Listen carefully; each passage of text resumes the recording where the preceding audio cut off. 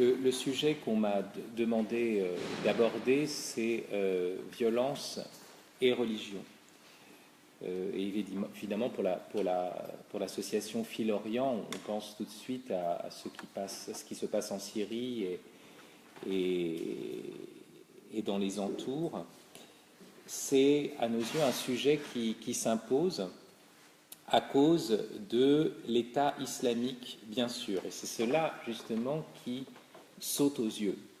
Mais, comme toujours, ce qui saute aux yeux peut nous cacher des choses plus profondes et plus essentielles.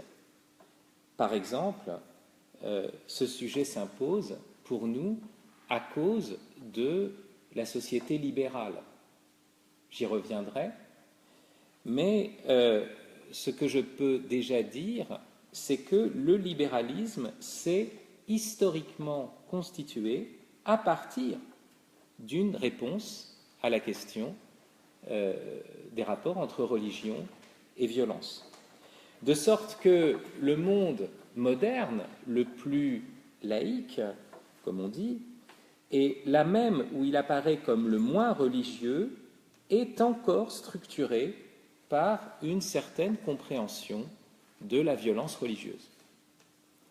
Donc, vous voyez, on s'arrête souvent à l'actualité, mais j'aimerais qu'on aille vers une actualité plus profonde et plus radicale à partir de ce sujet.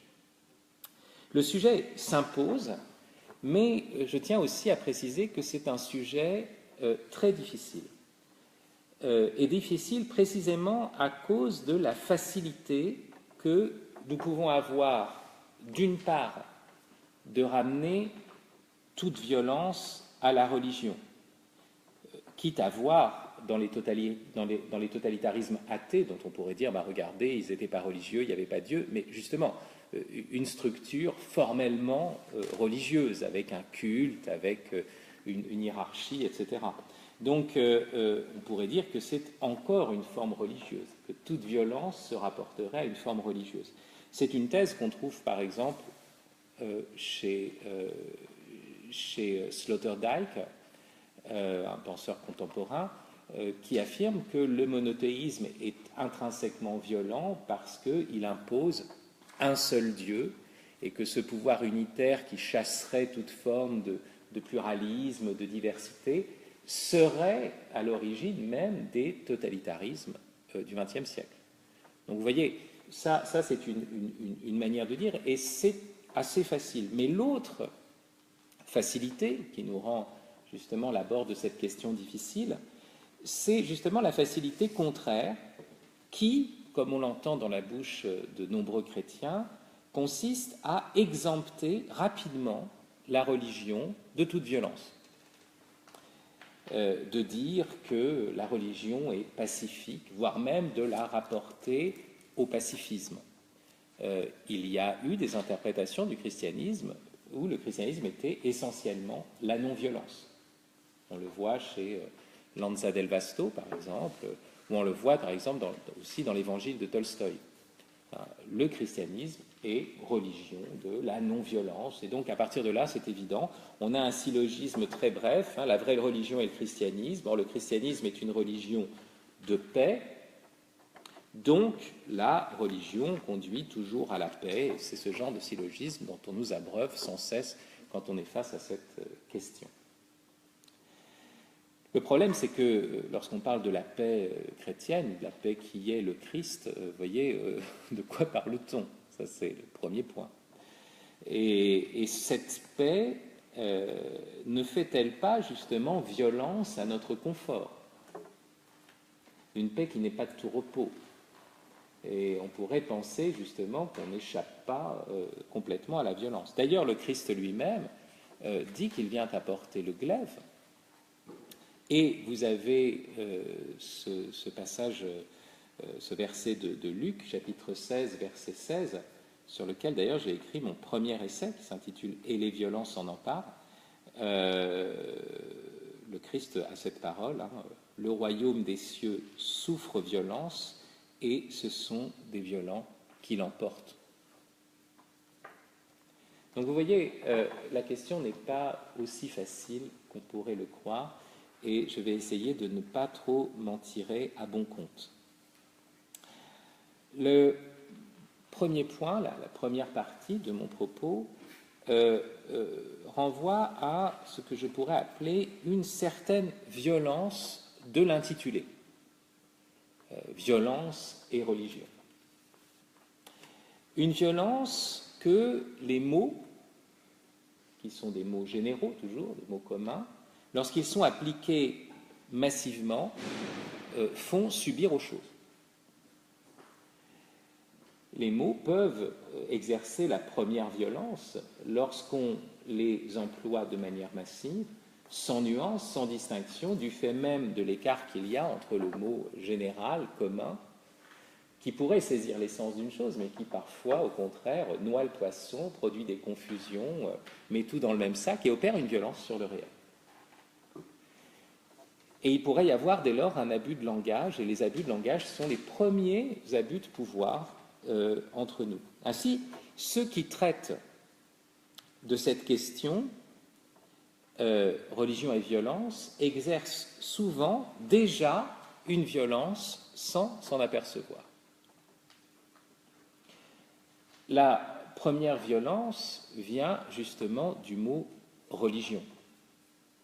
De quoi parle-t-on? Ce mot est un fourre-tout dans lequel on mettra aussi bien le christianisme que l'islamisme ou l'islam, le bouddhisme, avec en plus toujours ces sortes de préjugés selon lesquels l'islam serait plutôt violent par nature et le bouddhisme plutôt pacifique par nature. Ce que tout Suisse qui connaît un peu ces bienheureux devrait critiquer, puisque le bienheureux Maurice Tornet a quand même été assassiné par des gens qui étaient à la solde de moines bouddhistes. Donc il y aurait quand même à réfléchir sur ce soi-disant pacifisme du bouddhisme qui en fait n'a de réalité pour nous que parce que c'est exotique et parce que nous pouvons fantasmer, nous occidentaux, un néo-bouddhisme qui nous sert et qui sert surtout à notre confort. Mais vous voyez, déjà, qu'est-ce qu'on entend par religion? Si on met tout ensemble, et si on met aussi bien l'islam que le christianisme, effectivement, et même différentes époques du christianisme, différentes formes du christianisme, on est dans un fourre-tout qui rend tout énoncé équivoque. C'est-à-dire que quelqu'un qui aurait cet énoncé du type « la religion est ceci » ou « la religion est cela », déjà exerce une violence. Ou alors, il faudrait qu'il ait un concept de religion abstrait qui serait commun à toutes les religions. Imaginez, si vous allez vers le plus petit dénominateur commun, il risque de plus y avoir grand-chose, vous aurez une version sociologique de la religion. Ou alors, il va dire que le christianisme est la vraie religion, seul, voilà. On pourrait poursuivre le vocabulaire, la terminologie, par exemple, de saint Augustin dans le De Vera Religione. Mais là encore, il y a une autre confusion possible, c'est de confondre la chose et son abus. Est-ce que nous parlons de la religion ou est-ce que nous parlons de ceux qui agissent au nom de la religion? Et l'objet religion reste encore là obscur, et là encore, on serait dans des énoncés qui seraient forcément ambigus.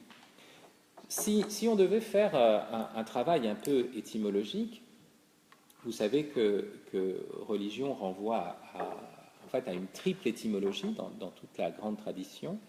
Ce qu'on rappelle souvent, c'est que religion viendrait de religare, qui veut dire relier, mais en réalité, les premières étymologies ne sont pas celles-ci.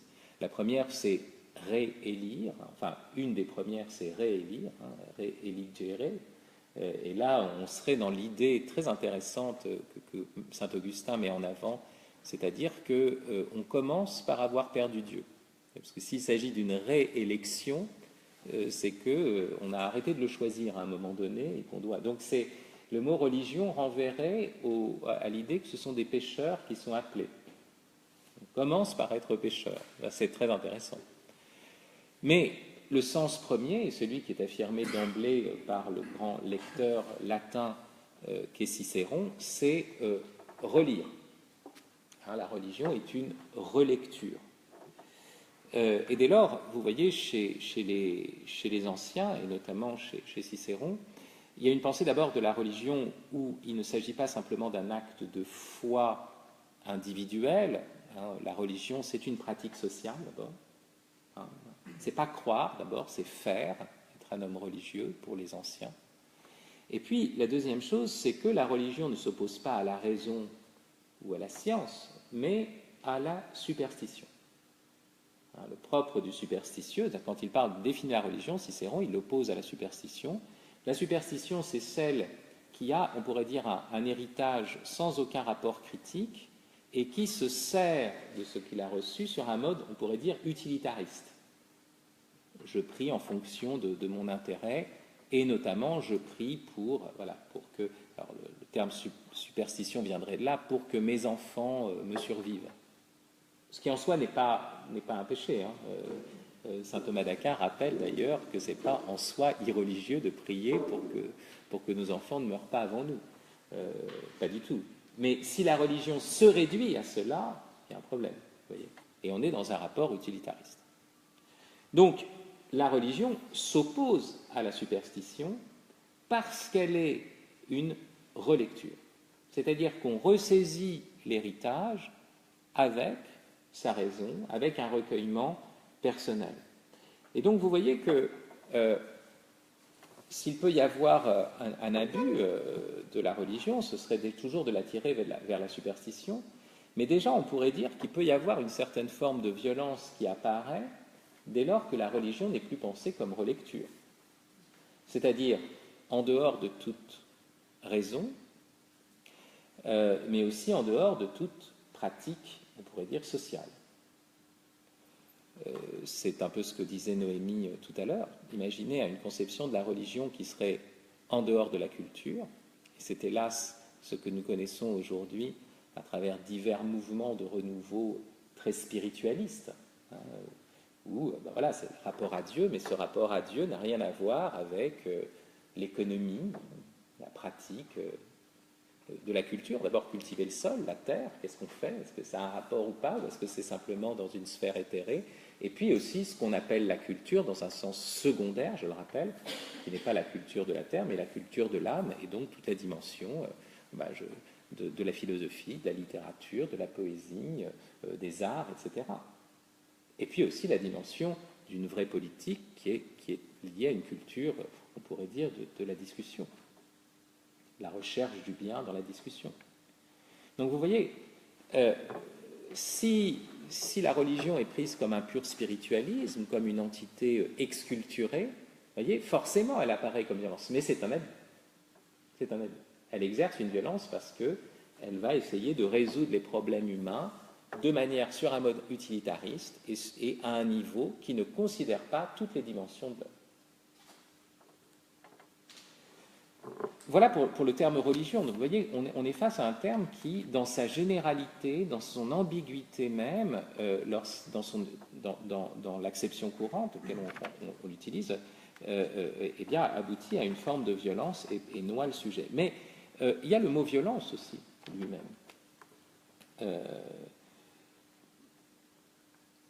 Comme viol d'un être, la violence apparaît en soi mauvaise. Mais est-ce que la violence est toujours mauvaise et sous tous les rapports? Oui. C'est un mal de se faire arracher une dent, mais à partir du moment où ça empêche la douleur, voire une septicémie, ça devient un bien. Bon, la douleur est un mal dans ce cas-là, de se faire arracher une dent, mais relativement, c'est un bien. Mais c'est cette question-là qui se pose sur la violence. Et donc, vous voyez, il pourrait d'emblée y avoir une violence qui est faite au concept de violence lui-même, et ce serait un acte d'une violence lui-même qui s'ignore et qui aboutirait à cette idée qui est assez commune, et qui, à mon avis, se trouve dans toutes les utopies, qui consisterait à vouloir éliminer toute violence ici-bas. Ouais, si la violence constitue toute violence est mauvaise, Et dès lors, il faudrait se préoccuper de chasser absolument toute forme de violence. Mais vous voyez bien qu'on a une parabole, celle du bon grain et de l'ivraie, qui nous rappelle que lorsqu'on veut extirper tout le mal, eh bien, on arrache aussi le bien avec. Si vous voulez abolir toute violence, et donc abolir la possibilité même de la violence, vous devez abolir le libre arbitre, vous devez abolir la liberté humaine. Et ça a été précisément le principe des totalitarismes, quels qu'ils soient. C'est l'idée du bien. Sachez que ce n'est qu'à partir du moment où on a une vision du bien qu'on peut commettre les choses les plus terribles. Parce qu'à ce moment-là, on va vouloir le bien des autres. Imaginez, hein, les terroristes islamistes sont persuadés qu'ils agissent pour le bien et même pour notre bien. Vous dites, oui, mais ils tuent des innocents. Mais c'est précisément des innocents qu'il faut tuer. Parce que ceux-là, au moins, ils vont au paradis. Hein. Et puis, quant aux autres, bon, eh bien, il leur indique une conception du bien très spiritualiste, hein, qui est là, qui est très forte, et on veut l'appliquer comme tel. Le totalitarisme, c'est vraiment cet empire du bien qui veut se faire au mépris, hein, de toute violence qui serait, on pourrait dire, inhérente à la condition humaine, et ultimement au mépris de la liberté qui serait possibilité du retour de la violence. Donc on arrive à une planification du bien, etc. Et on pourrait dire aujourd'hui que si la question du rapport entre violence entre violence et religion recoupe la question du rapport entre violence et vérité. Classiquement, on a pu penser que la vérité s'opposait à toute forme de violence, mais à partir du moment où on a eu des idéologies au XXe siècle qui prétendaient porter la vérité, eh bien, elles-mêmes ont été condamnées comme des sortes de religions du vrai, quel qu'il soit, et rejetées comme étant intrinsèquement violentes. Parce que le soviétisme, parce que le nazisme, croyant posséder les vraies lois de l'histoire et de la nature, ont voulu l'imposer de manière au nom du bien, hein, de manière despotique. Donc, il faut forcément aussi repenser la notion de violence. Vous savez que le mot violence est un mot qui en lui-même est ambigu, puisqu'il serait en lien originellement avec le grec bios, qui renvoie à la vie. Donc il y aurait quelque chose qui n'est pas forcément que contre la vie. La définition de la violence, d'un mouvement violent, chez les anciens, notamment chez Aristote, c'est un mouvement contre nature. Ce qui va contre la nature d'un être est une violence qui lui est faite. Ça peut être contre sa nature au sens où je l'empêche de bouger, voilà, je l'entrave, vous voyez, alors qu'il devrait avoir la liberté de ses mouvements. Puis il y a cette violence qui peut être faite simplement à sa volonté, vous voyez, hein, de contrer, ne pas considérer le consentement de quelqu'un, etc. Je dis ça, c'est à deux niveaux parce que la pensée contemporaine ne considère presque que la violence faite au libre arbitre et à la volonté. C'est-à-dire le fait, par exemple, le viol est considéré comme un acte criminel majeur parce qu'on va contre la volonté de quelqu'un. En revanche, dès lors qu'il y a consentement, il ne peut plus y avoir de violence dans la pensée moderne. Vous voyez ? Chez les anciens, on considérait comme violence le viol du consentement, si vous voulez, l'absence de consentement, le fait d'agir sur quelqu'un. Un viol était considéré comme un mal, mais un acte homophile consentant était considéré comme pire qu'un viol qu'un homme perpétré sur une femme. Et c'est pas parce que on estimait que objectivement la pédérastie était contre nature. Ouais, donc, est-ce que c'est contre la nature objective d'un être ou est-ce que c'est simplement contre sa nature volontaire? Vous voyez, c'est deux manières de penser la violence. Il faut bien sûr tenir les deux. Et on pourrait dire qu'au Moyen-Âge, on a trop été du côté de la nature objective, à tel point qu'on pouvait punir davantage un acte pédérastique consentant, si vous voulez, et beaucoup moins un viol, du fait même que dans le viol était maintenue la différence sexuelle qui était conforme à la nature de l'acte. Et bon. Donc, de toute façon, la violence est pensée toujours comme un acte qui va contre la nature d'un être. Donc, une fois que vous avez posé ça, vous avez immédiatement une pensée d'une certaine violence qu'il va falloir tolérer. La première remarque qu'on pourrait faire par rapport à ça, c'est que la chose la plus naturelle, et donc a priori la moins violente, non violente par excellence, c'est naturel, s'accomplit à travers quelque chose qui apparaît comme une violence. Je parle du fait de donner la vie, je parle de l'accouchement. Et c'est étonnant. L'accouchement est douloureux, l'accouchement a quelque chose de violent et pourtant il est naturel. Maintenant, imaginez que je veuille abolir absolument cet accouchement qui m'apparaît comme une violence, voire même aujourd'hui, le mouvement féministe, violence faite à la femme. De telle sorte qu'on va dire la nature est fasciste. La nature même devient intrinsèquement violente si on arrive à cette idée-là. La femme porte l'enfant, c'est une déformation de son corps, c'est une violence. Et c'est vrai que ce n'est pas qu'un épanouissement, parce que vous avez des vergetures, parce que vous avez des nausées, parce que vous avez... Oui, voir sous forme d'épanouissement, c'est un idéal. Et en même temps, l'accouchement est violent. Donc on pourrait dire, ben voilà, l'utérus artificiel est la solution. Et donc abolir ici cette violence-là, toute violence aboutirait au fait d'abolir l'humanité, la condition humaine. Vous voyez, donc, on est face à quelque chose où on est obligé de reconnaître que les choses les plus naturelles passent malgré tout par quelque chose de violent, qui n'est pas contre la nature. Vous voyez, ce n'est pas une violence contre la nature, mais qui est quand même une violence faite à nous-mêmes en raison de la condition dans laquelle se trouve notre nature. Donc on pourrait dire, bah oui, c'est simple, c'est le péché originel, par exemple. Et il y a une peine qui est subie, mais qui s'inscrit dans un désordre qui serait là dans la nature. C'est ça ce qu'essaye de montrer, en fait, le dogme du péché originel. Et qu'il y a quelque chose dans notre condition qui est violent, et que vouloir abolir entièrement cette violence, c'est détruire la condition humaine. Donc déjà, vous voyez, il y a quand même une évidence.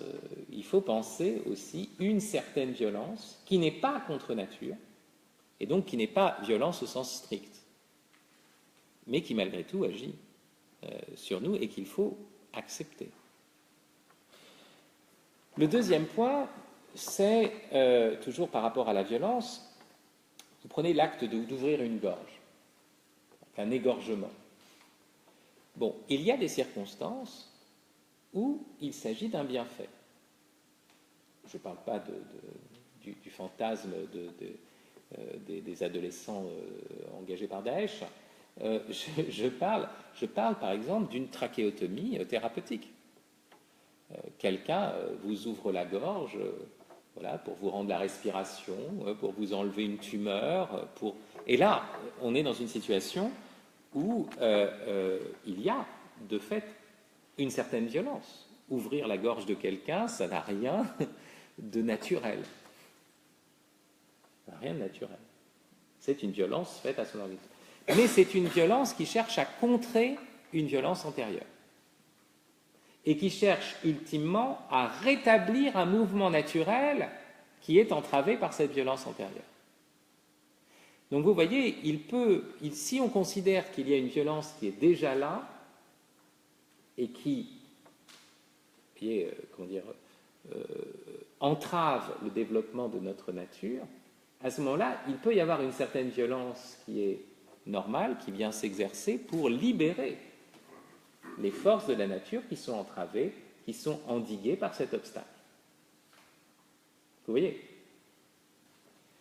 Ça, c'est une remarque qui est faite par un père du désert un peu méconnu, Jean Carpathios. Il a un passage que je trouve vraiment formidable. D'ailleurs, je pense que ce sont des pères qui vivaient dans les déserts pas loin de la Syrie. Vous voyez ? Donc, on est vraiment dans l'actualité. voilà ce qu'il écrit.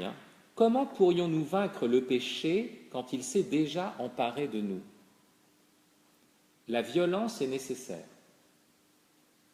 Il est dit en effet, un homme s'arrache à la perdition en se donnant de la peine, en s'efforçant continuellement de parvenir à la sainteté de ses propres pensées. Briser la violence par la violence n'a jamais été interdit par les lois. Si donc nous faisons quelque œuvre de violence, fût-elle très faible, et si nous attendons désormais que nous vienne la puissance d'en haut, tout en demeurant à Jérusalem, c'est une image, c'est-à-dire dans la prière incessante et les autres vertus, un jour cette œuvre portera en nous une grande violence, laquelle ne fera rien comme la nôtre qui est si faible. Les lèvres de chair ne sauraient exprimer une telle violence capable de dominer de toute sa force et de vaincre les plus mauvaises habitudes et la malice des démons, de vaincre aussi l'impulsion qui porte nos âmes vers le pire, de vaincre enfin les mouvements désordonnés du corps. Il est dit en effet, il vint du ciel un bruit comme celui d'un souffle violent pour chasser la malice qui nous force toujours à nous porter vers le pire. Étonnant, l'idée que nous avons une condition violente qui est liée au péché originel, nous serions comme spontanément, mais contre notre nature, portés vers le pire, et il faut qu'il y ait une certaine violence que nous faisons nous, mais une violence faible, dit-il. Celle que nous pouvons faire par nous-mêmes n'est que faible. Vous voyez, essayer de se dominer, réfréner certains premiers élans dont on voit qu'ils sont mauvais. Et à ce moment-là, cette faible violence faite pour nous crée la brèche par où peut entrer la grande violence, qui est celle de l'Esprit Saint, puisque la citation, un coup de vent violent, c'est une citation sur la Pentecôte, de violence de l'esprit de la Pentecôte. Donc vous voyez, il y a une bonne violence qui n'est pas essentiellement violence parce qu'elle n'est pas contre nature, qui n'a un caractère de violence que de manière accidentelle parce qu'elle contre une violence antérieure. Et cette bonne violence, c'est celle, d'un premier aspect, et là je vais juste prendre les deux aspects de ce qui est dit, c'est celle qui va à l'encontre de ce qui est déjà contre nature en nous, mais qui a un caractère, on pourrait dire, habituel. Le vice, par exemple, c'est ce qu'on entend ici, l'orgueil. En ce sens, la religion est violente. Elle vient faire violence à notre orgueil, mais qui est déjà lui-même une violence. Vous voyez ? Et par là, elle libère des forces naturelles. Et donc c'est normal que l'orgueil se cabre contre une violence qui lui est faite. C'est-à-dire, il faut entendre cette idée qu'il y a une violence. Et puis le deuxième aspect de la violence, c'est un aspect qu'on voit de la bonne violence, c'est un aspect qu'on voit chez saint Thomas d'Aquin, lorsqu'il s'interroge sur quelque chose qui pourrait être anecdotique, mais enfin qui est au cœur de la vie de saint Paul, sur la notion de ravissement. Vous voyez, saint Paul a été ravi, voilà, il est sorti de sa simple perception sensible et il a été comme conduit à un état qui était au-delà des capacités strictement naturelles de connaissance humaine. Et Thomas insiste sur le fait que le ravissement a quelque chose de violent. Il y a une certaine violence, parce qu'on est porté au-delà de notre nature. Mais immédiatement, il va rappeler que Jean Damascène, très tôt, va dire Dieu ne nous régit pas par violence ni contrainte.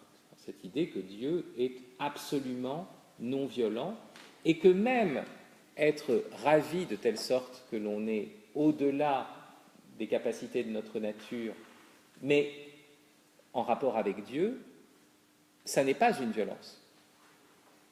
Parce que nous sommes faits pour lui.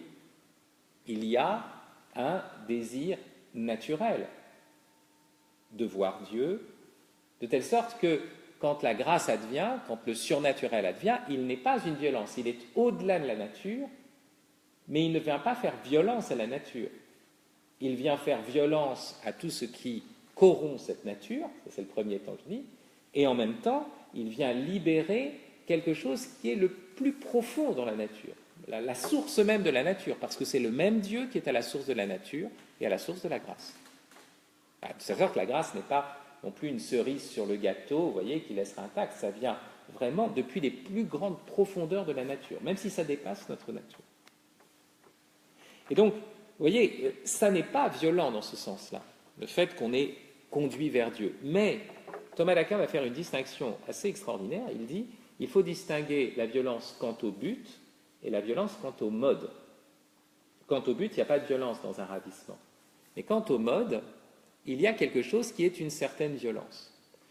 Et alors il reprend l'image d'Aristote, vous savez, la porte à un amour qui est au-delà de nos capacités naturelles parce que c'est un amour divin en nous et qui, quant au mode, vous voyez, excède, donc contient une certaine violence, mais pas au sens étroit de la violence, c'est-à-dire de ce qui est contre nature quant au but. Vous voyez. Alors, à partir de là, vous voyez, vous voyez qu'on est dans une question qui est difficile, hein, et qu'on ne peut pas s'en sortir comme le font la plupart des commentateurs. Donc j'en arrive au deuxième point. Mon deuxième point, c'est de dire que, à partir de ce qui vient d'être dit sur Dieu lui-même, c'est que l'acte de foi est le seul lieu où toute violence est illégitime.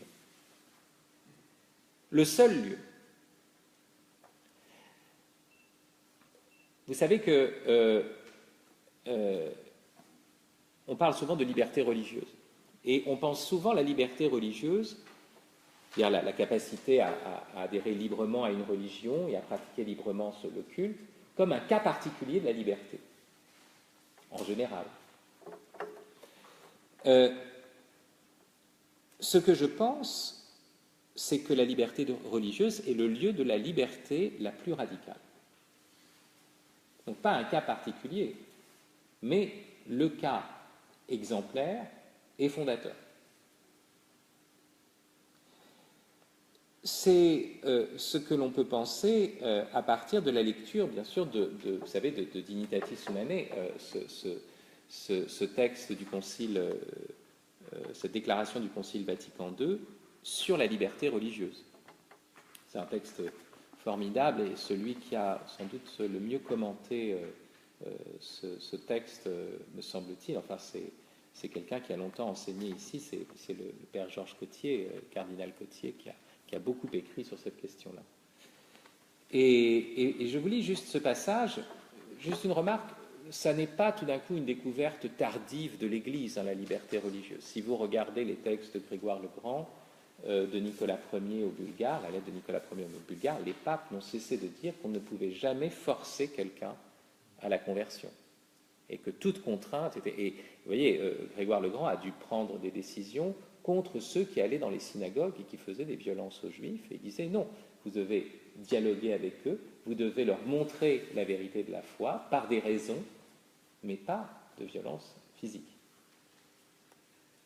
Quand vous avez réussi à convertir par force quelqu'un, vous avez fait 2 impies. Ah, c'est ça ce qui se passe. C'est un gros problème. Et d'ailleurs, c'est un gros problème que peut rencontrer, c'est une chose qu'on voit dans une pièce de Bernard Shaw qui s'appelle Androclès et le lion. Vous avez une communauté de chrétiens primitifs, et dans la communauté, il y a un type qui fait 2,20 m et qui est une armoire à glace. Et alors, quand il croise des gens qui critiquent un peu le christianisme, alors il voit d'abord les premiers petits chrétiens, et puis lui arrive, et les autres se mettent à avoir peur. Et alors il leur dit quoi? Tu ne crois pas au Christ? Et les autres disent, bah, si, si, si. Et par intimidation. Et en fait, on voit bien que c'est contre-productif. Mais même à la limite, le génie rhétorique peut être contre-productif. C'est-à-dire que les gens ont été tellement fascinés par le brio, le caractère fascinant, brillant de votre discours, que c'est ça qui les amène à s'incliner et non pas un véritable acte de foi. Oui, ils se disent, oh, bon, c'est lui le plus brillant. Ils n'ont pas rencontré la lumière, vous voyez, ils ont cédé devant le brio d'un type. Ouais, donc ça ne marche pas comme ça. Voilà ce que dit ce texte absolument admirable, qui est souvent mal lu parce qu'il est très subtil. De par la dignité, de par leur dignité, tous les hommes, parce qu'ils sont des personnes douées de raison et de volonté libre, et dès lors pourvues d'une responsabilité personnelle, sont poussés par leur nature et tenus par obligation morale à chercher la vérité, principalement celle qui concerne la religion. c'est-à-dire la vérité. Bon.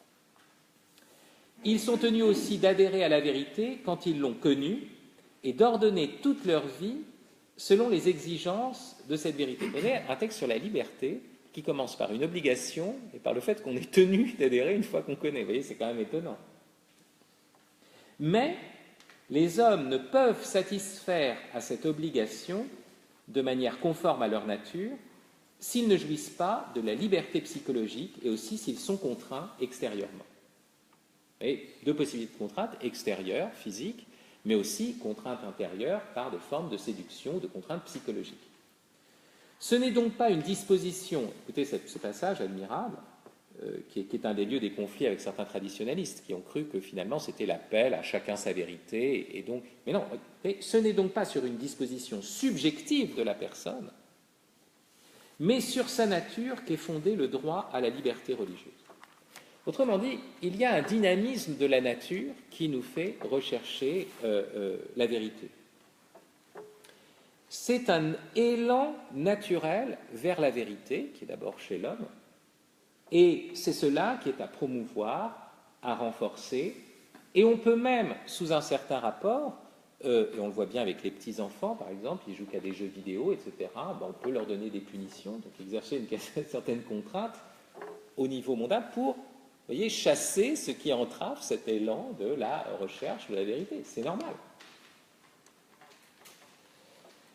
Mais l'acte d'adhésion en lui-même est personnel. Et c'est même, et c'est cela qu'il faut que vous entendiez, cet acte qui est à l'origine de notre sens de la personnalité et de l'intériorité. Ce que je veux vous dire, c'est qu'avant d'avoir pensé l'acte de foi, la notion de personne dans toute son amplitude était méconnue. Personne était un rôle, une fonction sociale, une individualité. Mais l'idée, justement, que cette individualité possède quelque chose qui échappe à toute contrainte extérieure, et ça n'est possible que dans l'acte de foi. Parce que quand il s'agit d'un acte extérieur, il y a toujours une possibilité de violence légitime, celle de l'État. Vous ne faites pas quelque chose, vous êtes hors la loi, on peut vous contraindre, et c'est légitime. Vous voyez ? On peut même dire que les parents, comme je vous l'ai dit, peuvent contraindre leurs enfants en leur privant de certaines choses qu'ils désirent, etc., pour essayer de les conduire à leur bien. Mais ultimement, l'acte de foi est l'acte, par toutes ces médiations, bien sûr, intermédiaires. Il y a toutes les médiations, il va falloir annoncer la vérité, il va falloir la dire, il va falloir chasser ce qui empêche de la connaître. Mais ultimement, il y a cette rencontre du Christ, cette adhésion personnelle, cette alliance personnelle. Or, c'est exactement là où il ne peut y avoir aucune violence et aucune contrainte. Dans le domaine politique, il existe une violence légitime. Dans le domaine de la foi, il n'y en a pas. Comprenez, c'est de l'acte de foi, de l'adhésion. L'adhésion à une vérité spirituelle ne peut se faire que sur un mode spirituel, disait le cardinal Cottier, impliquant donc l'intelligence et la volonté. J'ajouterais même aussi la sensibilité de la personne, puisque c'est toujours une personne avec son histoire, avec son imagination, avec sa mémoire, qui va vers Dieu. Et si on veut que l'adhésion ne soit pas qu'une adhésion notionnelle, mais une adhésion réelle, comme dirait le cardinal Newman, il faut qu'il y ait un ajustement, que ça rentre en résonance avec aussi toute son histoire, avec toute sa personne, donc y compris sa chair, pas que l'intelligence et la volonté. C'est la volonté et l'intelligence prises dans une histoire incorporée, une personne humaine. Donc vous voyez, à l'évidence, le seul lieu et l'apparition effectivement peut-être d'une idée de la non-violence, vous voyez, radicale, n'existe qu'au sein de l'acte de foi. Et donc le grand paradoxe, c'est qu'on pourrait renvoyer, bien sûr, à cause des abus qui ont été faits par les chrétiens, qui ont défiguré le visage de l'Église et le visage de la foi. Mais, si vous voulez, c'est précisément dans ce lieu-là qu'il n'y a aucune violence possible. C'est le sanctuaire absolu. Et vous voyez, si vous oubliez ça, en fait, vous n'êtes que dans des jeux rhétoriques où en fait il y a toujours de la violence. Donc le paradoxe ici, c'est que c'est précisément dans l'acte de foi, et donc dans un lieu proprement religieux, qu'il n'y a aucune violence n'est légitime. Donc, si c'est cela l'acte de foi, et si c'est cela la vraie religion, il y a, et ça sera ma dernière partie, ma conclusion, deux violences qui sont faites à la vraie religion actuellement. La première, on pourrait dire, c'est celle, on pourrait dire, c'est d'un côté celle d'un dogmatisme qui voudrait imposer l'objectivité sans le caractère personnel de l'acte de foi, et de l'autre côté, bien sûr, un relativisme total. Mais je vais vous parler plutôt du fondamentalisme et du libéralisme, parce que ce sont des modalités politiques plus intéressantes. À partir de ce qui précède, vous remarquerez qu'on peut voir la violence fondamentale du relativisme. C'est la violence la plus foncière, le relativisme. Tellement foncière qu'elle pourrait ne pas nous apparaître comme une violence. On dit à chacun sa vérité, et d'une certaine façon, c'est vrai, chacun doit personnellement adhérer, mettre en pratique et avoir une relation avec la vérité, c'est évident. Et c'est profondément vrai, comme je vous l'ai dit, spécialement dans l'acte de foi. Ce n'est pas si vrai dans les mathématiques, mais dans l'acte de foi, c'est là que c'est le plus authentiquement vrai, cette dimension profondément personnelle du rapport à la vérité. Cependant, cela devient faux, à chacun sa vérité, si c'est pour dire il n'y a aucune vérité commune et aucune vérité objective. Et pourquoi c'est une violence radicale que le relativisme, lorsqu'il énonce cela, alors même qu'il nous flatte, parce qu'il va précisément contre notre nature. Vous vous souvenez ce que disait Dignitatis Humanae? Notre nature, c'est de chercher, nous cherchons la vérité.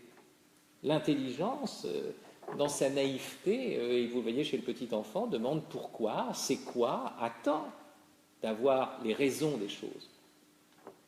Donc si vous dites, bon, c'est comme tu veux, vous exercez une violence terrible. Et là, c'est même contre la nature même de l'intelligence humaine. Donc le relativisme est une violence foncière. Mais comme il nous flatte, comme il dit, tu fais ce que tu veux, etc., vous voyez, en réalité, c'est une violence dissimulée, voilée, mais c'est une violence radicale. Deuxième point quant au relativisme, il y a non seulement cette violence radicale, mais il y a aussi une violence consécutive à son postulat. Car s'il n'y a plus de vérité, on pourrait dire que chacun est dans sa bulle. Donc il y aurait une indifférence généralisée. Mais ça ne se passe pas comme ça, parce que nous sommes des êtres sociaux, que nous le voulions ou non. Donc il va falloir établir des règles communes de vie. Mais si ces règles communes ne sont plus établies sur la vérité, elles vont être établies sur quoi? Sur la force. C'est ça ce qui se passe. Loi du plus fort, ça veut dire, si ce n'est pas la loi du plus sage ou du plus vrai, cette loi du plus fort, c'est laquelle?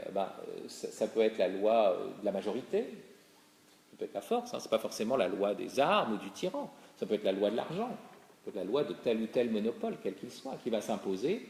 Et comme on dit à chacun sa vérité, de toute façon, il va falloir établir des règles communes. Qui va les imposer? Ce n'est pas celui qui va clamer la vérité, c'est celui qui aura le plus de force. Et donc, vous voyez, ce qui se passe, c'est que comme il est impossible d'établir des règles sur la vérité, et qu'il est nécessaire, malgré tout, d'instaurer des normes communes, la perte du vrai objectif conduit au normativisme. Aujourd'hui, le règne du normativisme, c'est-à-dire vraiment des normes qui s'imposent avec une forme de violence, et on peut comprendre d'ailleurs que certains mouvements, même LGBT, etc., luttent contre une forme de normativisme parce que c'est la règle de notre société. Vous voyez ?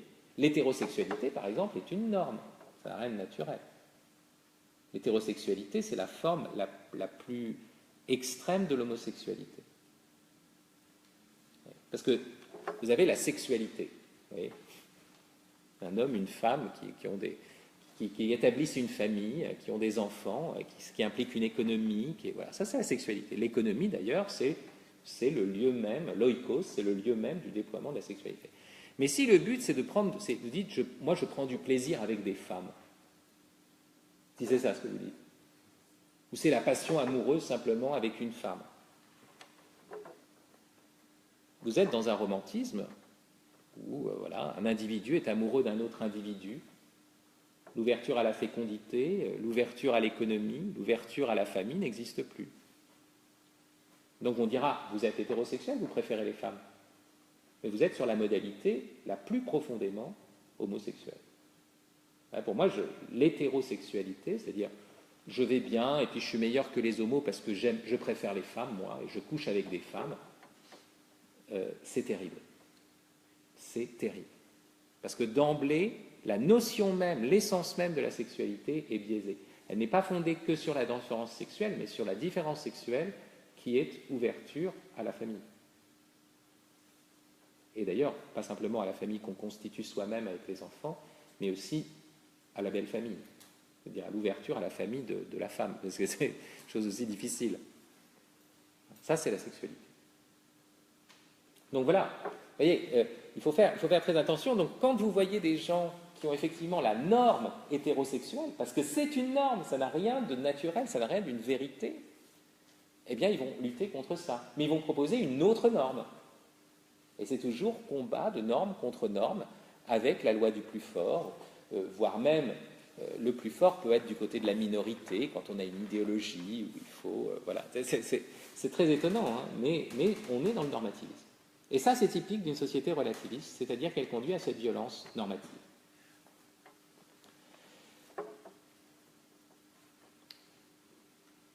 De l'autre côté, l'autre violence qui est faite à la vraie religion, au véritable acte de foi, à l'ouverture à la vérité au fond, l'ouverture personnelle à la vérité, c'est le fondamentalisme qui détruit toute possibilité de foi. Puisque si c'est par intimidation, si c'est par séduction, vous voyez bien que ça ne marche plus, il n'y a plus d'acte de foi.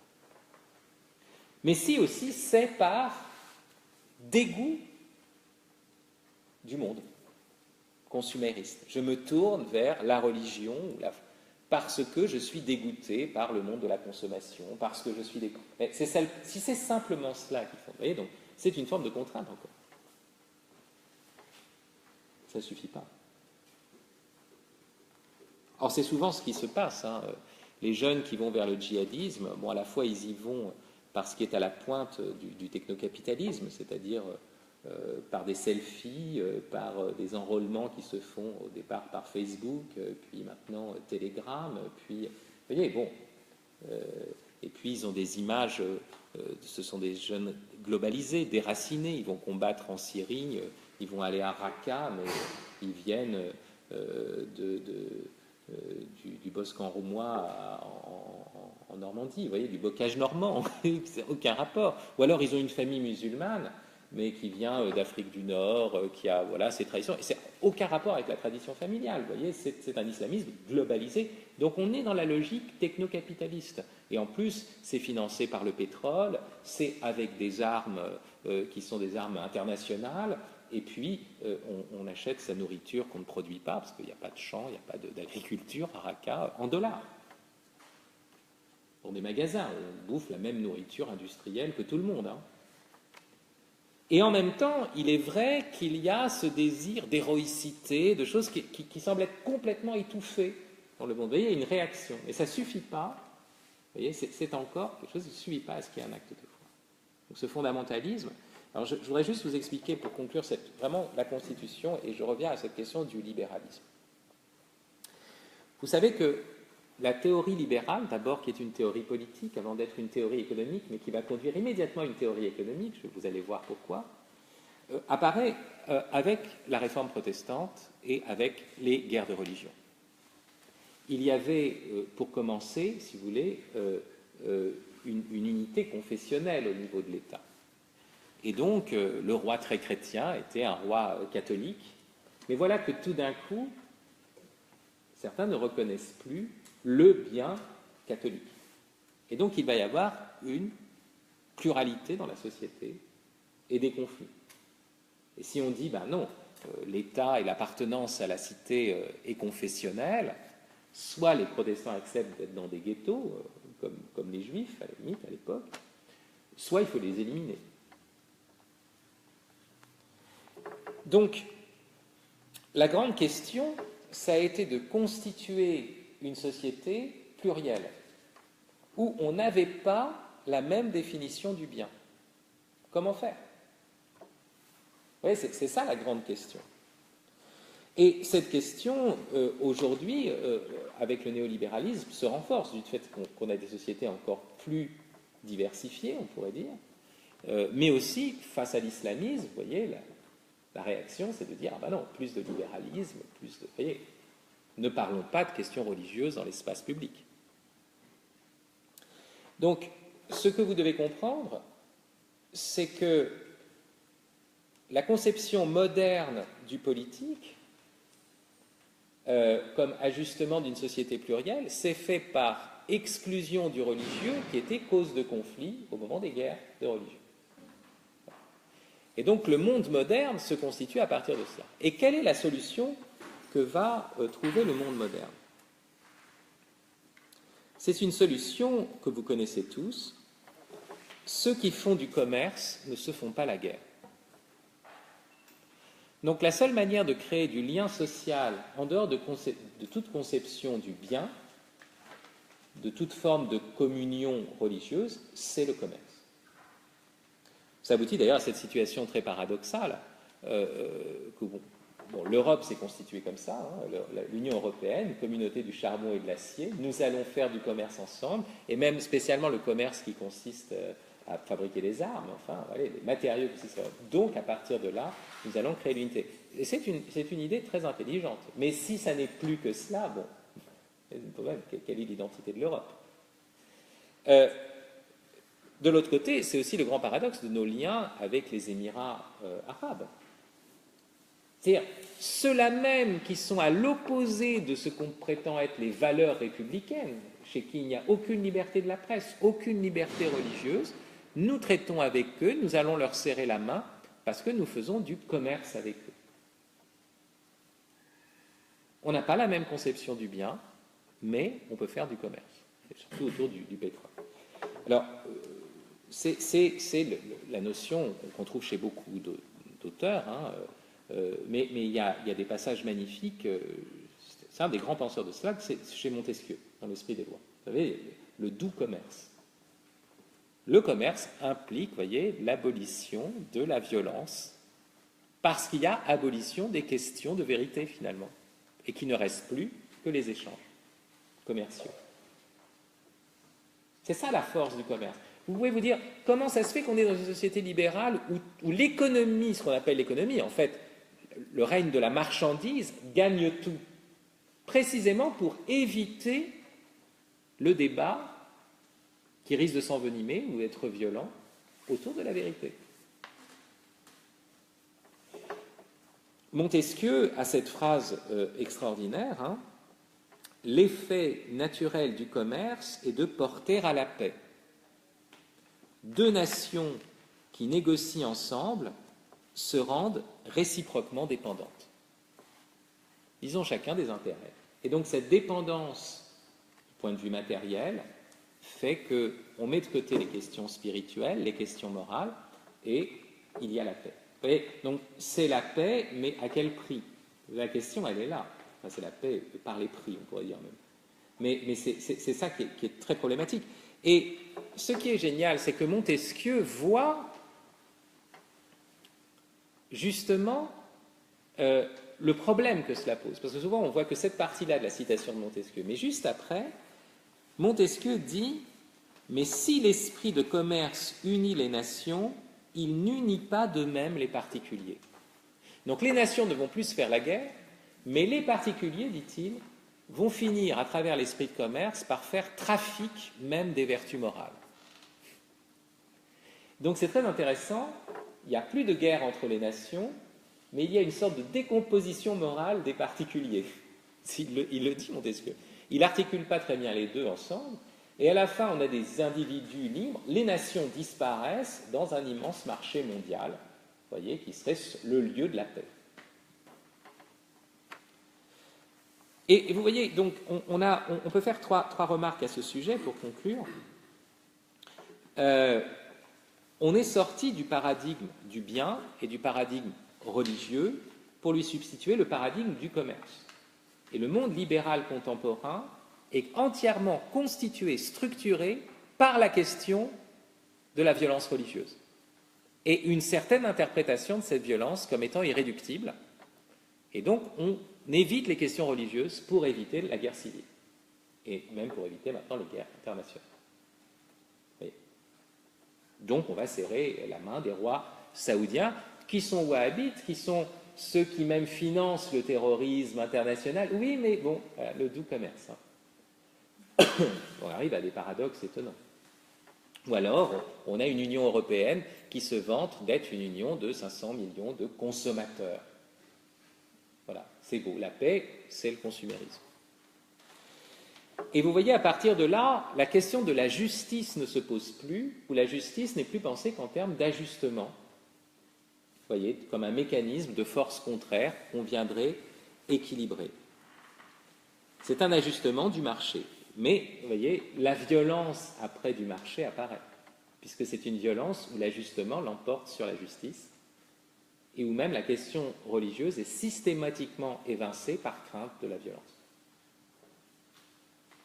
Deuxième point, c'est une remarque que fait Jean-Claude Michéa dans l'Empire du moindre mal, c'est que la seule guerre tolérable dans cette situation-là devient la guerre contre la nature, typique du monde moderne.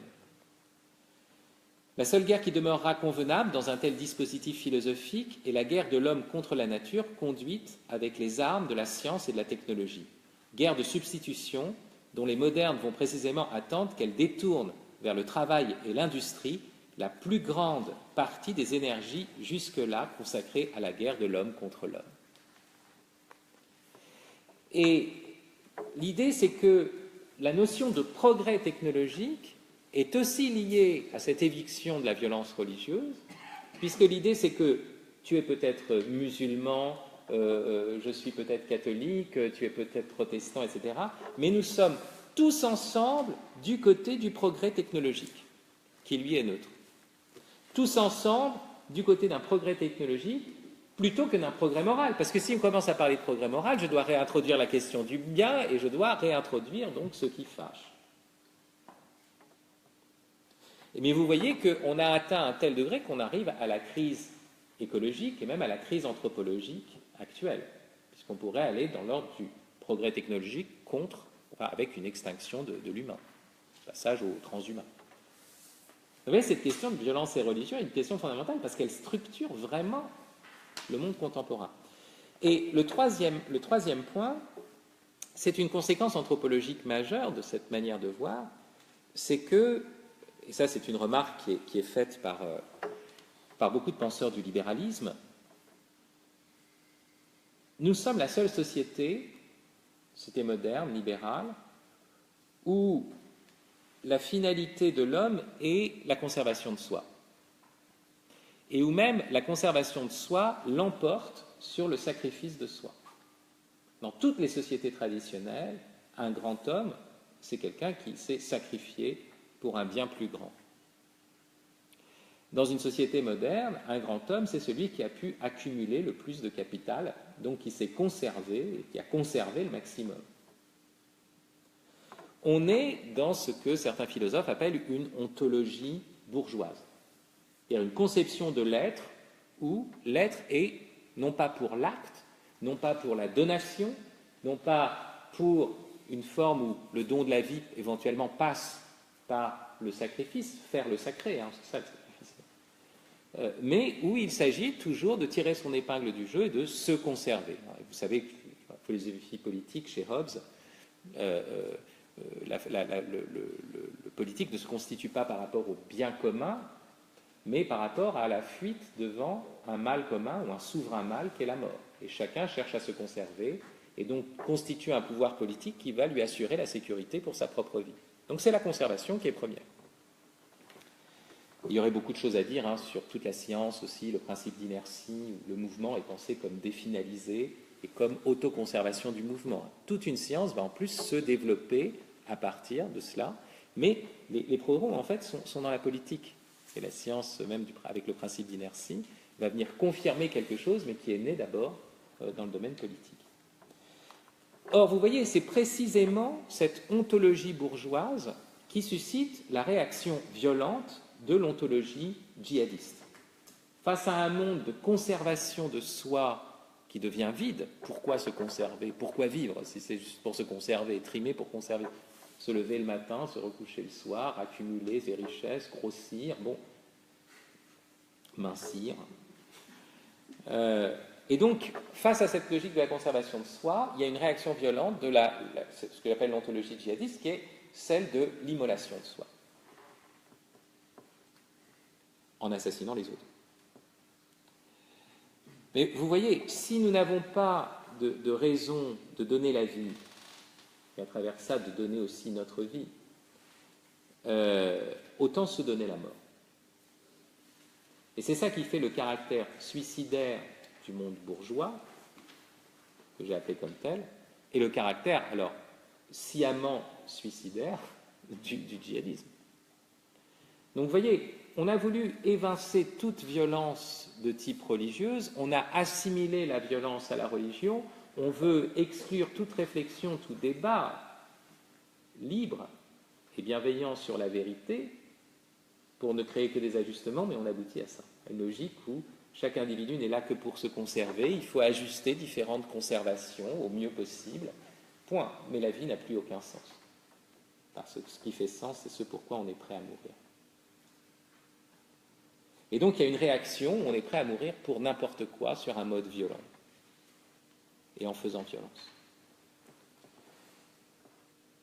Il y a justement dans cette ontologie djihadiste un sens erroné, complètement erroné du martyr. Vous savez bien que le martyr en islam, c'est celui qui meurt les armes à la main, et donc c'est celui aussi qui exerce une violence, ce qui n'est pas du tout le cas en chrétienté. Vous voyez, vous êtes martyr précisément parce que vous n'avez pas porté les armes. Vous pouvez être un saint militaire, et mourir sur le champ de bataille, mais vous ne serez pas martyr, vous comprenez, ce n'est pas la même chose. Si vous êtes dans une guerre juste et vous avez les armes, vous pouvez être un saint militaire, mais vous ne serez pas martyr. Or, le shahid en islam, c'est vraiment celui qui a combattu et qui est mort sur le champ de bataille. Et c'est déjà un renversement complet de la conception de la violence. Donc, pour conclure, vous voyez, je vous ai dit, le sujet est difficile. Je n'ai pas voulu l'aborder sur un seul point et vous donner une sorte de résolution simple. On est face à des vrais problèmes. Simplement, la question de la religion est toujours une question qui existe dans l'espace public.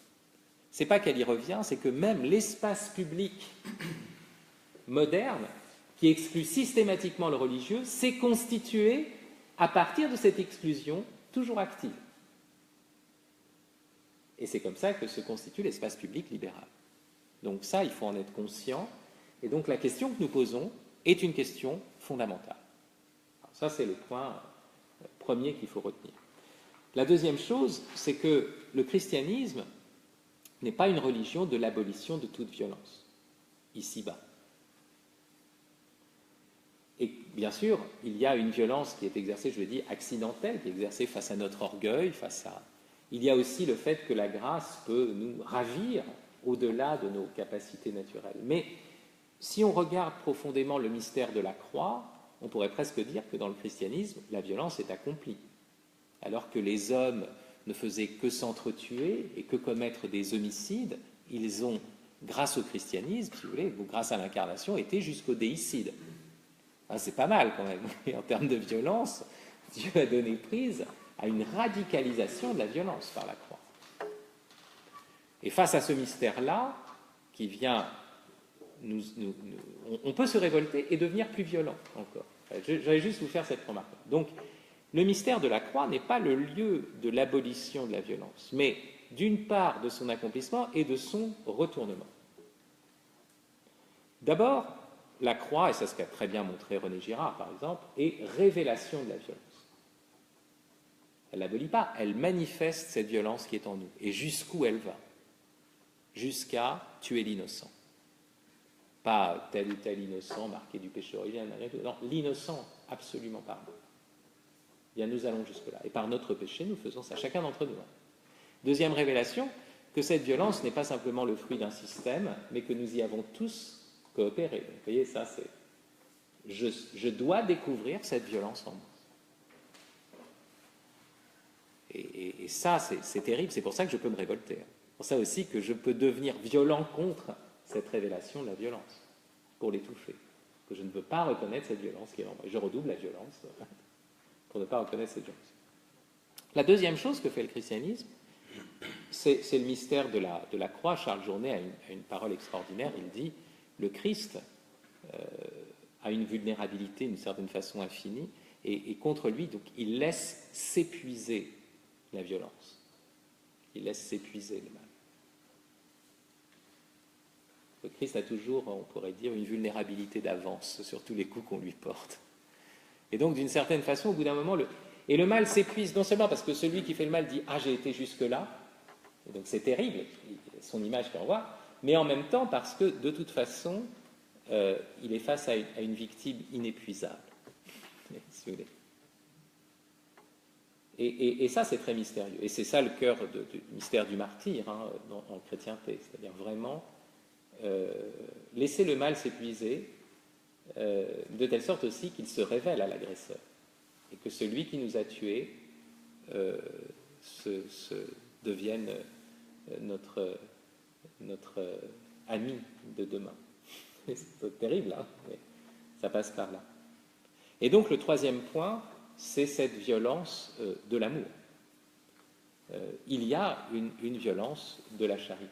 Aimez vos ennemis, c'est quelque chose qui est comme un retournement de la violence, qui n'a rien d'une violence au sens où ce serait contre nature, mais c'est à la fois ce qu'il y a de plus naturel, mais qui excède, bien sûr, certains aspects de la nature, parce que l'ennemi, c'est celui contre qui on veut, ouais, il nous a donné une claque, on veut lui en donner.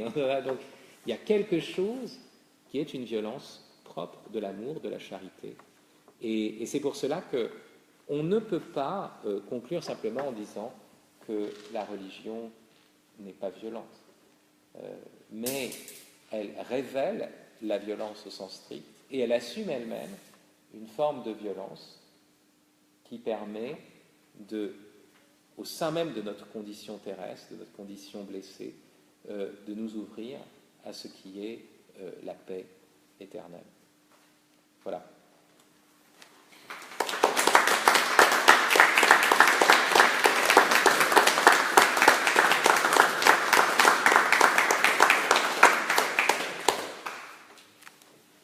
Merci beaucoup.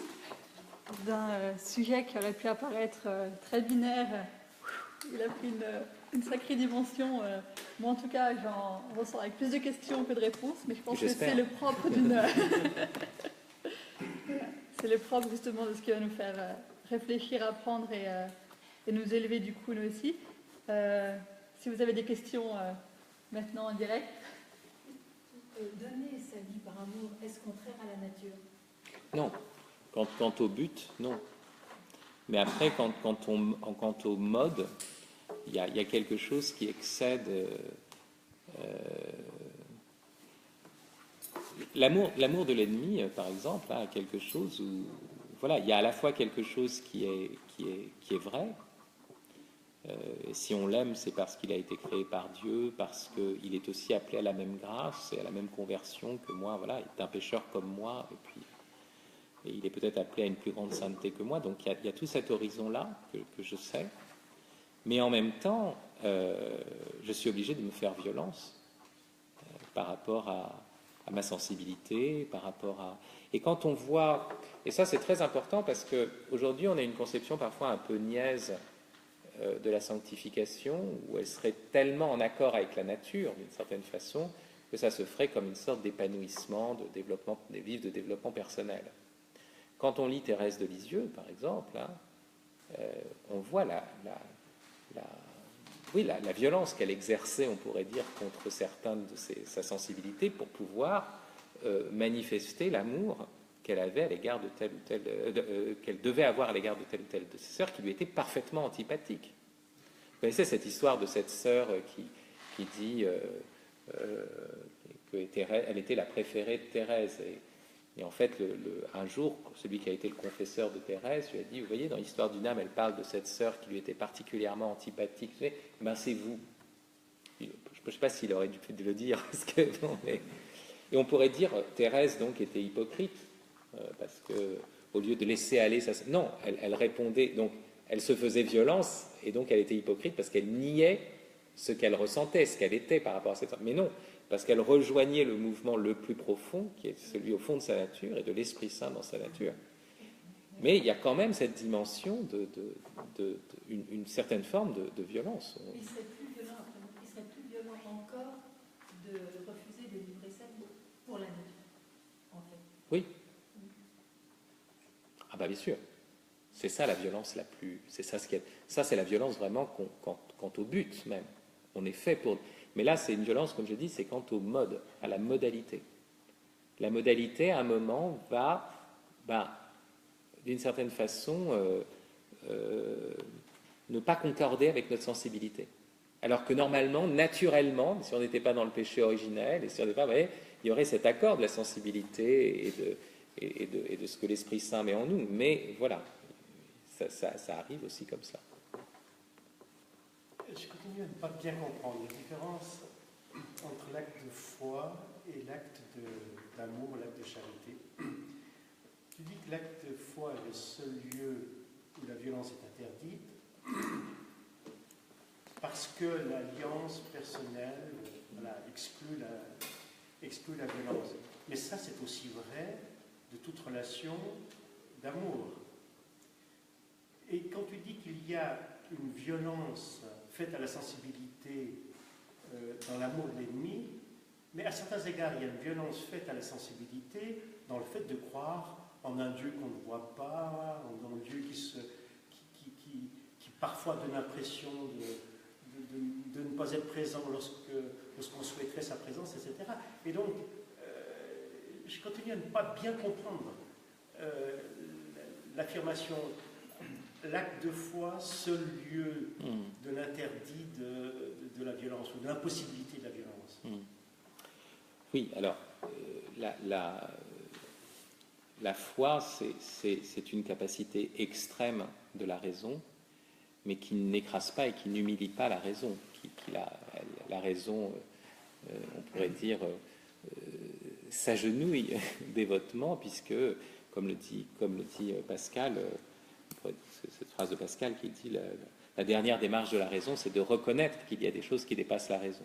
Donc, quand elle est face à ces choses-là, elle reste rationnelle. Et l'acte de foi reste rationnel, même s'il excède la raison. Il n'est pas irrationnel. Et ça, c'est un point très, très important, et c'est un des points de divergence qu'on peut avoir avec toutes les formes de fidéisme et qu'on trouverait aussi bien dans l'islam que dans certaines formes de christianisme, etc. Alors, donc, il n'y a pas de violence faite à la raison. Sur la question de la sensibilité, on pourrait dire, est-ce qu'il y a une violence faite à la sensibilité? Il est certain qu'on va au-delà de ce que l'on voit, mais justement, le christianisme et spécialement, on pourrait dire, le catholicisme, a un respect infini de la sensibilité. Et c'est précisément, même si c'est à partir de signes paradoxaux, comme l'hostie, mais la liturgie est quand même le fait que l'accès à Dieu passe aussi par notre sensibilité. Et donc cette dimension sacramentelle, liturgique de la foi, montre bien qu'il n'y a pas non plus écrasement de la sensibilité, comme certains ont voulu le croire, c'est-à-dire plus c'est spirituel, moins c'est sensible. Non, c'est pas vrai. Ça, ce serait une catastrophe. Et certains même ont lu, je vois parce qu'il y a un spécialiste de Thérèse d'Avila et Jean de la Croix, mais ont pu lire par exemple Jean de la Croix comme la destruction, l'union mystique comme destruction de toute forme d'image, de sensibilité, et c'est des lectures complètement erronées. Il y a une assomption de la sensibilité dans ce qui excède l'essence, qui excède toute image, mais ça veut dire aussi qu'il y a perception de la symphonie des créatures, à partir de ce lieu qui excède. Donc je crois, et si on prend une autre tradition, la tradition par exemple jésuite, où la sensibilité est toujours à l'honneur dans les exercices spirituels, dans les compositions de lieux, etc. Donc là encore, on est dans un rapport où il y a un au-delà, etc., du sens, mais qui n'est pas en soi. Alors après, dans ce que tu dis, qui est très vrai, et j'ai risqué des affirmations, hein, moi, ma position, c'était surtout par rapport à... parce que la question de religion et violence, c'est une question qui se pose à l'intérieur souvent de l'espace public, donc c'était par rapport à l'État, ou par rapport à la République, ou par rapport à... Et je dis, l'acte de foi est vraiment un sanctuaire où aucun homme ne peut faire pression, et Dieu lui-même ne fait pas violence. Alors, voilà. Donc, ça, c'est ça ce que je vais vous dire. C'était relativement à cela. Maintenant, qu'à l'intérieur de la fidélité de la foi, etc., qu'on doive se faire violence, c'est aussi ce que j'ai dit par ailleurs. Mais c'est pas... on pourrait dire que c'est pas Dieu lui-même qui fait cette violence, mais c'est notre condition qui est prise là-dedans et qui implique ce passage. Voilà. Et quand Dieu agit, alors à ce moment-là, c'est la même violence que le médecin. Mais ce n'est pas la violence qui implique l'acte de foi lui-même, c'est l'acte de foi en lui-même. Alors après, j'ai compris qu'il y avait une autre question derrière, c'était de dire, mais est-ce que ce n'est pas vrai dans tout acte de confiance porté à un autre homme, et même dans toute relation amoureuse? C'est plutôt ça, oui. Oui, parce qu'il ne faudrait pas non plus, justement, la foi, c'est comme je l'ai dit, c'est le lieu le plus radical de notre liberté, ou le plus radical de tous les actes. Donc ça doit, de toute façon, ce qui se joue là doit pénétrer tous les autres actes humains. Mais on pourrait dire que dans l'amour d'un homme et d'une femme, et même d'un père pour ses enfants, même si d'après Descartes cet amour est plus pur, il est très difficile, il y a une ambiguïté foncière. Et ça, c'est pas Lévinassien comme toi qui pourrait le contredire, puisque Lévinas parle de cette ambiguïté foncière de l'éros, parce que il y a ce fait de jouir de l'autre, et donc il faut que ça soit l'autre toujours, et toujours l'autre en tant qu'autre, mais en même temps la jouissance me ramène à un plan d'immanence, etc. Et donc il y a une ambiguïté, et donc qu'est-ce qui fait que je me tourne vers l'autre sexe, vers l'autre sexe? Il y a aussi quelque chose qui est de l'ordre d'un entraînement. Après, c'est pas contre nature, bien sûr, hein, mais on sait qu'il y a une ambivalence de ce côté-là. Alors, je dis pas qu'il y a violence, hein, je dis pas, mais je dis que formellement, même si il y a une vraie question, hein, à l'intérieur de l'acte sexuel, hein, d'une sorte de violence résiduelle qui viendrait du péché originel, etc. Et je suis absolument opposé à toutes les visions idylliques qu'on voit maintenant, enfin, cette sorte de retour de balancier qu'on voit maintenant dans le monde chrétien, où, ça y est, donc l'acte sexuel, c'est le paradis, on est dans l'Éden, et tout ça, c'est un peu problématique. Hein. Mais ce que j'ai voulu dire, c'est que s'il y a un lieu où vraiment on a pensé l'absence totale de violence spéculativement, hein, théologiquement, rationnellement, c'est précisément dans l'acte de foi. Voilà. Maintenant, les articulations ne sont pas faciles à faire, enfin, je ne peux pas, mais je reste aussi un peu... voilà, ta question est une vraie question. Oui? Bonsoir. D'abord, bonsoir, William. Féliciter les jeunes pour cette initiative. Je crois que c'est une excellente chose. Cette université d'été au Liban est bien trouvée et arrive au bon moment. Merci aussi pour la conférence. Et ma question est la suivante. Il y a cette citation du Père du désert, dont je ne me souviens pas du nom. Il n'est pas interdit de briser la violence par la violence. Oui. Parce qu'on regarde nos sociétés, non seulement à l'extérieur de nos territoires, nous avons exporté par le colonialisme, aujourd'hui par les ventes d'armes, autre chose, une certaine violence, mais aussi dans notre propre société, par le libéralisme ou le consumérisme, on a une violence. Est-ce que ça ne justifie pas quelque peu, disons, ces actes de terrorisme, d'une certaine manière, sans tenir compte, disons, du contexte local? Syrie, il y avait le totalitarisme de Damas, chiites, alaouites, et la majorité sunnite, etc. On peut revenir là-dedans. Je parle uniquement de nos propres sociétés. Est-ce qu'il n'y a pas une certaine justification vis-à-vis de ces jeunes? Alors, chez le père du désert que j'ai cité, il s'agit non pas d'une violence essentielle, mais cette violence qu'on peut appeler accidentelle, mais qui reste quand même réelle, où il s'agit de restaurer une capacité naturelle. Donc j'ai pris l'exemple du médecin qui fait une trachéotomie. Donc il égorge, mais c'est pour le bien. Bon. Donc il faut faire attention, c'est ce dont il parle. Et il parle bien sûr de violence qu'on se fait à soi-même, hein, puisque c'est un texte de spiritualité, et non pas qu'on exerce sur autrui. Même si, bon, on pourrait imaginer dans certains gouvernements monastiques, on a vu des pères du désert imposés à d'autres. Vous connaissez cette histoire de ce frère qui avait gardé un peu d'argent pour lui-même. Et il avait donné tous ses biens, sauf un peu d'argent pour lui. Et alors, le père abbé lui dit, écoute, si tu veux vraiment devenir moine, achète de la viande, revêt-en ton corps nu, et traverse la ville comme cela. Et à ce moment-là, les chiens se mettent à le poursuivre, à déchiqueter son corps, et il revient. Donc, vous voyez, il y a quand même une situation violente, hein, on pourrait dire. Et l'autre, mais c'est pour lui donner une leçon, c'est pour le guérir. Et il lui dit, mais voilà, tu vois, eh bien, voilà ce qui se passe à ceux qui gardent encore un peu d'argent pour eux quand ils entrent au monastère. Les démons leur font la guerre et les déchiquettent exactement comme tu as été déchiqueté par les chiens. Bon, alors, on peut imaginer, mais là encore, hein, c'est toujours pour restaurer une finalité. Une violence où je tuerais un innocent, c'est complètement contre nature. Il y a quelque chose qui à aucun degré ne peut avoir un sens thérapeutique. Vous voyez, donc ça, déjà, c'est quand même, je veux dire, je vois pas.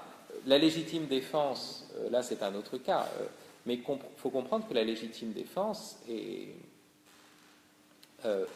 c'est très intéressant parce que c'est pas un péché, c'est même un devoir, mais on avait toujours le sentiment dans le monde médiéval chrétien que c'était une impureté, qu'on contractait une impureté. Pas de péché, mais il y a quand même une impureté. Vous avez tué quelqu'un, une impureté. Il faut se libérer de cette impureté.